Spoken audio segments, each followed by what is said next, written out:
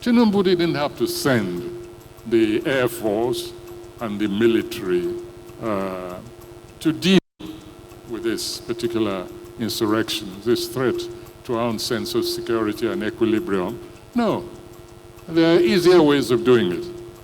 Let me tell you where Tinubu should have looked for forces to quell that insurrection. Right here in Lagos, right here. Or in Abuja, perhaps, I don't know. But there was no need to call the military or the Air Force.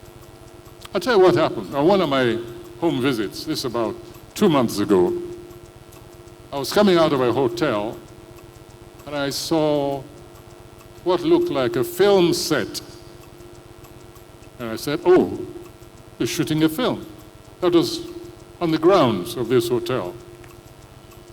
And a young man detached himself from the actors, came over and greeted me, very polite, very nice young man.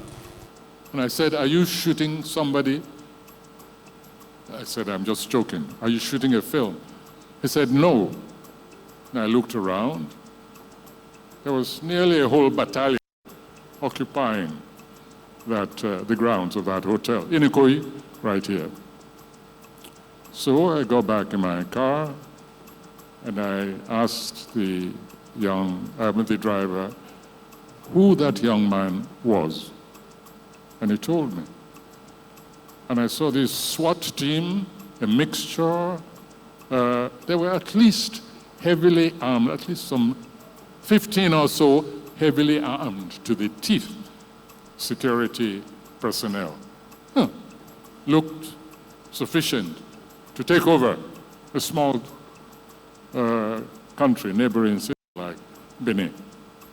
And I think the next time, the president should just call and say, Seyi, go and quell the rebellion over there. I was so astonished that I started looking for the National Security Advisor. I said, track him down for me. I think they got him somewhere in Paris, but I was with the president. He was at a meeting.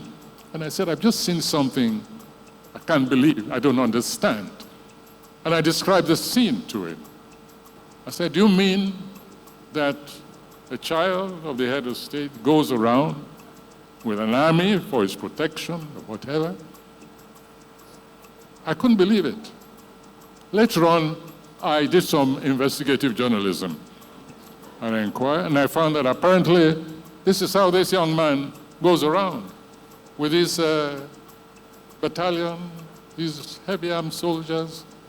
Of course, the road was cleared before his car went out. I stayed until it seemed he was leaving. So next time there's an insurrection, I think the president should just call that young man and say, go and put down those stupid people there. You have enough troops under your command, so don't bother me with all these security issues any longer. Let's not overdo things. This is not the first country that has a head of state. It's not the first country whose head of state has families. And I think children should know their place. They are not potentates. They're not heads of state. And the security architecture of a nation like this suffers some injury and alienation when we see such a heavy devotion of security to one young individual.